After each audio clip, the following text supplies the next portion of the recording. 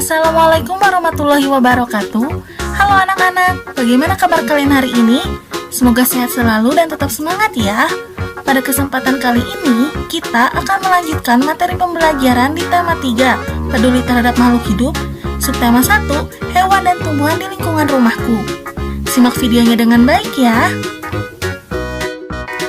Adapun sub-sub materi yang akan kita pelajari pada hari ini, yaitu karakteristik ruang, seperti dataran tinggi, dataran rendah, dan pantai.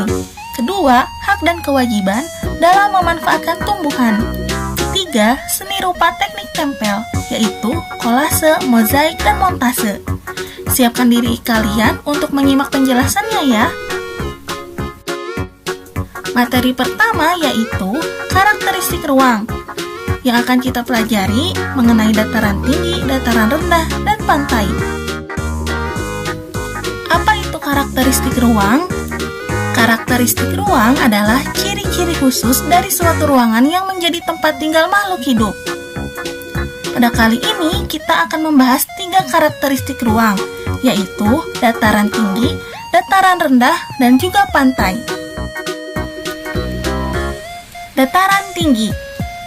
Dataran tinggi memiliki ketinggian sekitar 300-600 mdpl atau 300-600 meter di atas permukaan laut.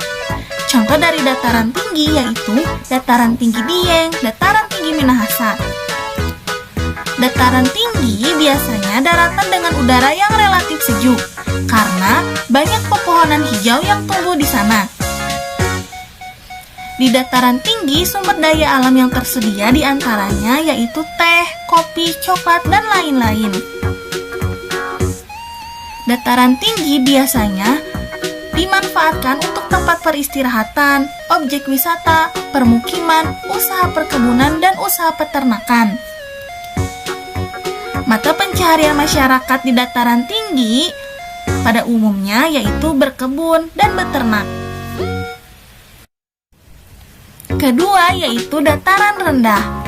Dataran rendah memiliki ketinggian sekitar 0-200 meter di atas permukaan laut.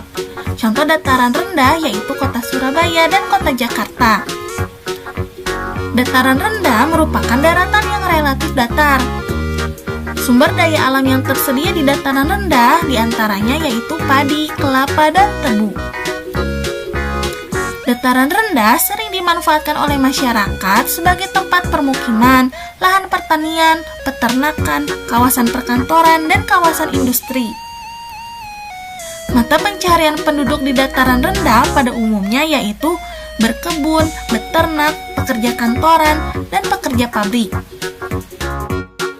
Terakhir yaitu pantai. Pantai merupakan daerah yang berbatasan langsung dengan laut.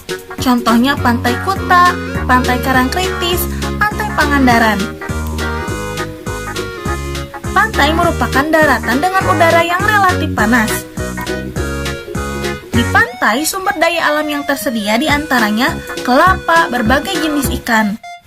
Pemanfaatan pantai yaitu sebagai objek wisata dan juga permukiman. Mata pencaharian penduduk yang ada di pantai adalah mencari ikan atau sering kita sebut dengan nelayan. Amati, gambar, dan baca teks tentang tanaman padi dan teh berikut. Yang pertama yaitu mengenai padi. Padi umumnya tumbuh di daerah yang berhawa panas, banyak mengandung uap air, dan curah hujan yang cukup. Sinar matahari dan suhu sangat mempengaruhi tanaman padi. Suhu yang baik untuk pertumbuhan tanaman padi adalah 23 derajat Celcius. Tinggi tempat yang cocok untuk tanaman padi berkisar antara 0 sampai 1.500 meter di atas permukaan laut. Tanah yang baik untuk pertumbuhan tanaman padi adalah tanah berlumpur yang subur dengan ketebalan 18 sampai 22 cm. Diperlukan pengairan yang cukup agar padi dapat tumbuh dengan baik. Nah, sekarang kita lihat teks yang kedua, mengenai teh. Teh umumnya tumbuh di daerah pegunungan. Suhu yang baik untuk pertumbuhan tanaman teh adalah berkisar 13 derajat sampai 15 derajat Celcius, dengan curah hujan tahunan tidak kurang dari 2000 mm kubik. Sinar matahari dan suhu udara sangat mempengaruhi pertumbuhan tanaman teh. Bila suhu mencapai 30 derajat Celcius, maka akan memperlambat pertumbuhan tanaman teh. Tanah yang cocok untuk tanaman teh adalah tanah yang subur dan banyak mengandung bahan organik, dan biasanya terletak di lereng-lereng gunung atau perbukitan. Sekarang, kalian jawab pertanyaan yang akan muncul ya. Pertama, apa perbedaan antara tempat hidup tanaman padi dan teh? Ya, jika tanaman padi dapat hidup di dataran rendah, sedangkan teh dapat hidup di dataran tinggi. Lalu, menurutmu, apakah padi bisa tumbuh dengan baik di pegunungan? Sebaliknya, apakah teh bisa tumbuh dengan baik di sawah? Ya, jawabannya tidak.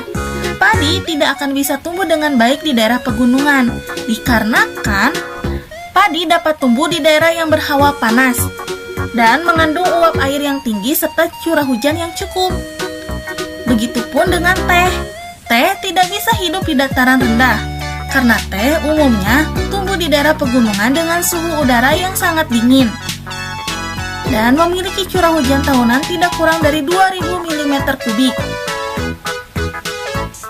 Artinya, setiap tanaman dapat tumbuh di daerah yang berbeda, sesuai dengan karakteristik tanamannya masing-masing. Materi yang kedua yaitu mengenai hak dan kewajiban dalam memanfaatkan tumbuhan. Ayo berdiskusi. Di sini Ibu akan menampilkan sebuah teks yang wajib kalian baca ya. Setiap hari, Benny, adik, dan kedua orang tuanya selalu makan malam bersama. Di keluarga Benny, semua orang diberi kesempatan untuk mengambil nasi sendiri.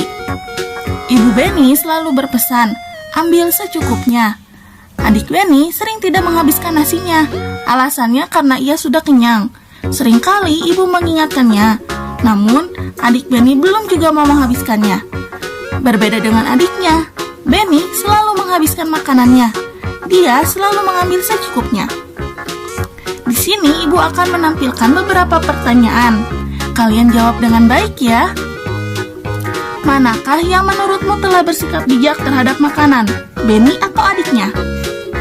Jawabannya adalah Benny, karena Benny selalu mengambil nasi secukupnya. Pertanyaan kedua yaitu, ketika Benny dan adiknya makan malam, apakah mereka sudah mendapatkan haknya? Jawabannya sudah, karena Benny, adik, dan kedua orang tuanya memanfaatkan sumber daya alam untuk memenuhi kebutuhan mereka sehari-hari, yaitu sumber daya alam nasi untuk memenuhi kebutuhan energi mereka. Ketiga yaitu, ketika adik Benny membuang makanannya, apakah dia sudah melaksanakan kewajibannya? Jawabannya adalah tidak, karena perilaku adik Benny bukan perilaku yang baik untuk ditiru, karena dia sering membuang-buang makanan yang tersisa. Keempat, ketika Benny menghabiskan makanannya, apakah dia sudah melaksanakan kewajibannya? Jawabannya adalah sudah, karena Benny selalu menghabiskan makanannya. Dia selalu mengambil nasi secukupnya, sehingga sumber daya alam yang dia manfaatkan sesuai dengan kebutuhannya. Tanaman mempunyai banyak manfaat untuk manusia. Selain untuk makanan, tanaman juga menghasilkan oksigen. Kita berhak menikmati manfaat dari tanaman, namun kita juga wajib untuk bijak menggunakannya.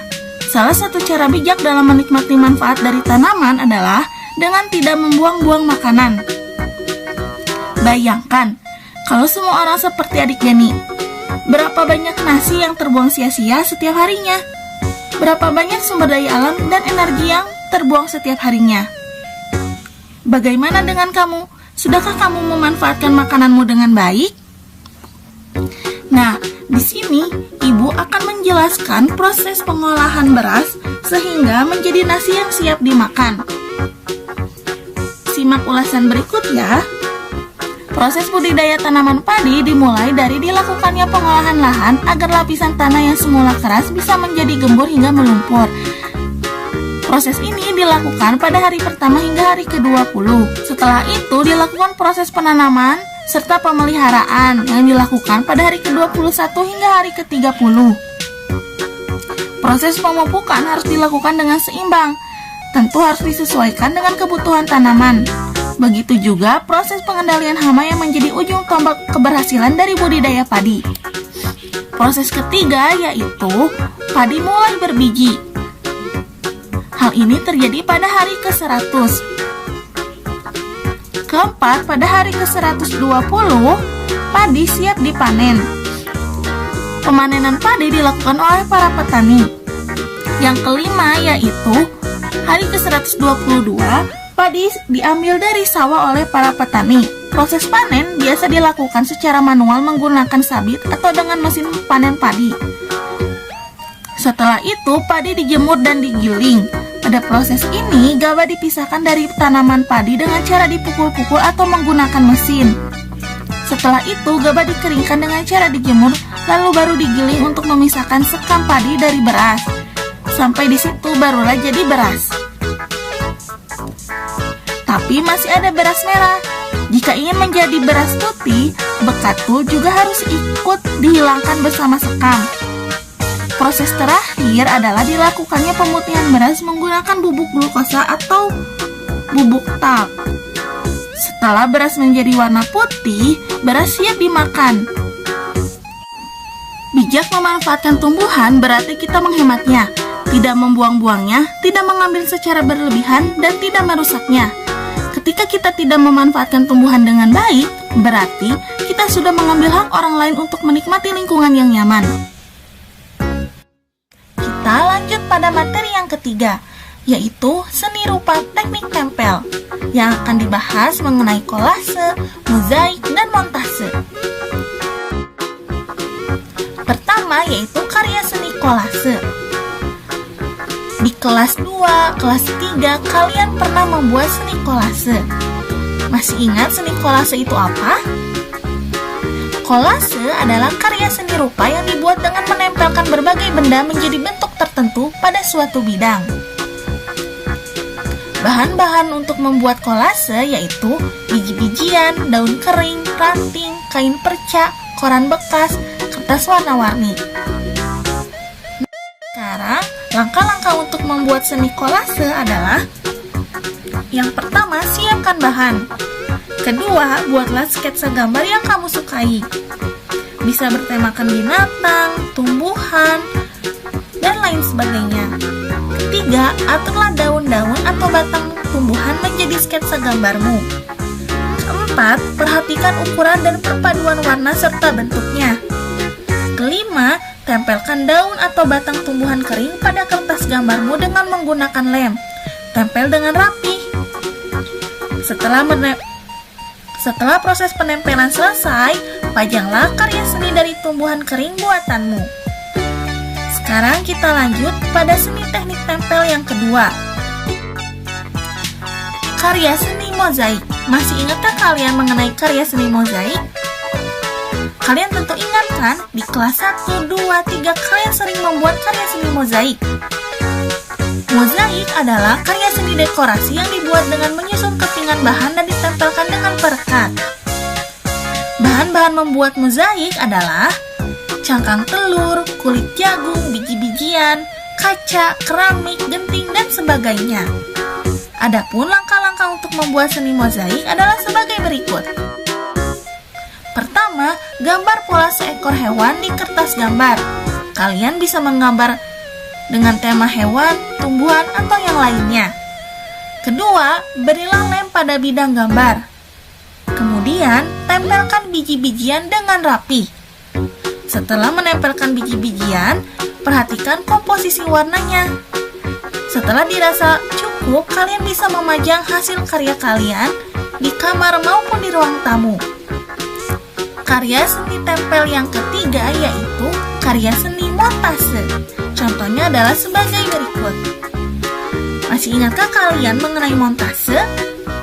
Montase adalah karya seni rupa yang dibuat dengan cara mencampurkan berbagai gambar yang sudah jadi dari berbagai sumber ke dalam suatu bidang hingga membentuk sebuah cerita. Adapun bahan-bahan untuk membuat montase adalah gambar-gambar yang berasal dari majalah, koran, kalender, brosur, dan lainnya. Tahukah kalian langkah-langkah membuat seni montase? Langkah-langkahnya yaitu siapkan alat dan bahan. Alatnya berupa gunting, sedangkan bahannya bisa majalah, koran, gambar-gambar yang akan dijadikan montase, kertas HVS atau karton, dan juga lem. Langkah membuatnya adalah potonglah gambar-gambar dari majalah yang akan dijadikan montase, misalnya badan dan kepala yang berbeda. Kedua, guntinglah gambar tersebut yang dirasakan sudah cocok. Ketiga, tempelkan gambar pada buku gambar yang sudah disiapkan dengan menggunakan lem. Terakhir, lihat hasil montase yang dibuat. Jika menurut kalian sudah rapi dan bagus, kalian boleh memajang hasil karya kalian di kamar kalian, di ruang keluarga maupun di ruang TV. Semoga materi yang Ibu sampaikan pada hari ini dapat bermanfaat bagi kalian semua ya.